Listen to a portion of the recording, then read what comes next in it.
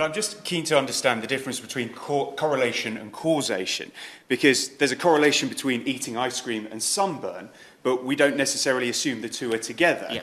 It could be sunny weather. The same goes for this case.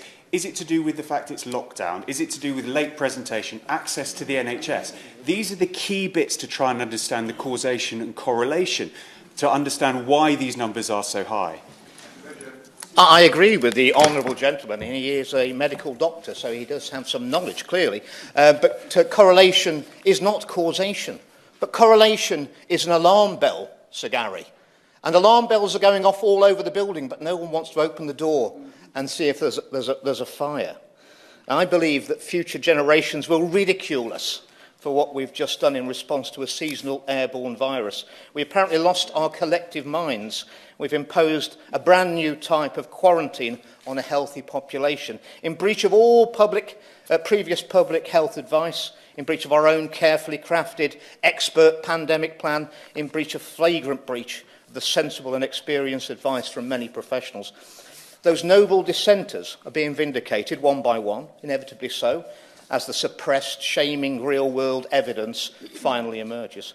I'm not going to mention those who harass and discredit and ridicule the dissenters. They loudly paraded their egotistical virtue on social media, in the press and on television. I know exactly what harassment feels like. And we inflicted social distancing, masking and school closures on healthy children at no risk from the virus. We did this to protect adults at the expense of our children and their social and mental health. People raised alarm, Sir Gary, but nobody listened. A society that consciously and knowingly sacrifices perfectly healthy children for adults is sick in itself. Our time, this time, will not be an era that's looked on well by future generations. That is going to be our legacy.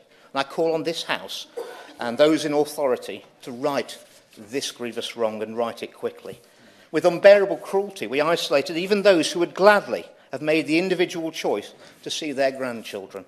And worst of all, we bypassed all the procedures, all the protocols, and all the science to inflict on a healthy population a brand new and untested product that had never before been used outside clinical trials, never mind approved.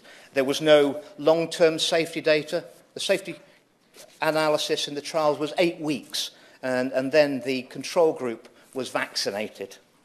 No age stratification for recipients of an experimental medication for an illness with an average mortality age of 82.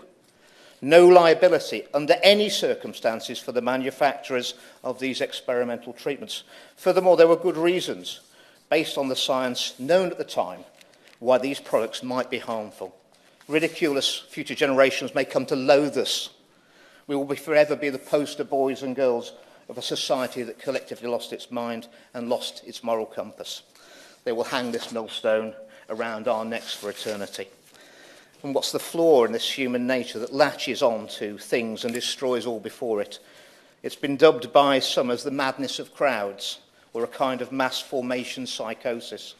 The sort of thing that allowed China to commit population Armageddon with the one-child policy for decades. The sort of thing that allowed us to have millions of cattle slaughtered during the apparent foot and mouth outbreak, where we persuaded not by the science, but by plausible patter of provable idiots like Professor Neil Ferguson. Yes, the very same. His advice led to the bankruptcy, the immiserisation and the utter despair of countless farmers forced to destroy their own livelihoods in a futile attempt to prevent the spread of an airborne virus, a virus that had already managed to pass in the air all the way from France to the Isle of Wight.